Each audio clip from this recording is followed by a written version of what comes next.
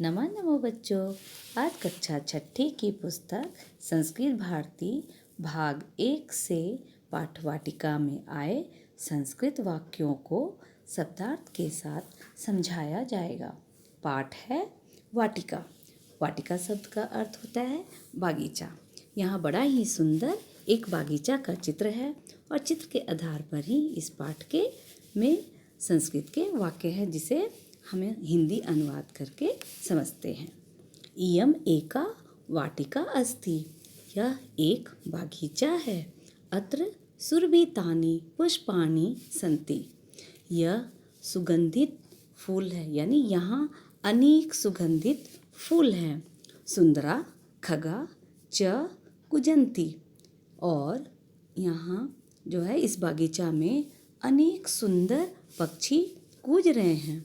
इयम शोभना वाटिका अस्ति, यह सुंदर यानी बहुत ही अच्छा वाटिका है। तत्र एका सरोवरा अस्ति, यहाँ तत्र यानी यहाँ, तत्र यानी वहाँ और अत्र मतलब यहाँ।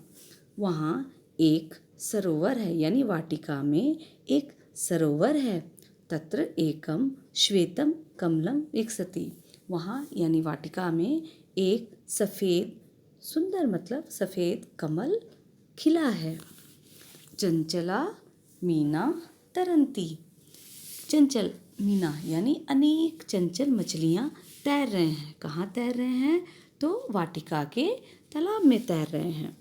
तो अनेक चंचल मछलियाँ तैर रहे हैं। ए तो हंसो तरता, ये दो हंस तैर रहे हैं। कहाँ तैर रहे हैं? तो वो भी तालाब में, वाटिका में जो तालाब है वहाँ दो हंस तैर रहे हैं।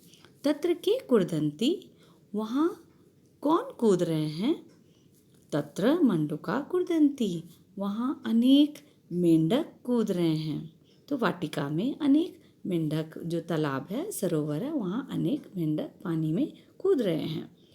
अत्र अनेका जना तिष्ठन्ति, यहाँ अनेक लोग हैं। कहाँ? तो वाटिका में अनेक लोग हैं।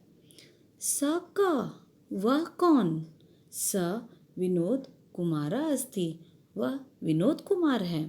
स किम करोति, वह क्या कर रहा है?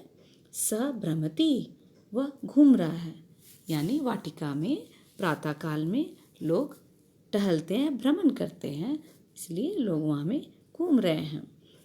इमा सीता गीता राधा च सन्ति, और वहाँ वाटिका में जो है सीता गीता और राधा है। सीता गीता च गायता, सीता और गीता गा रही है। राधा धावती, राधा दौड़ रही है।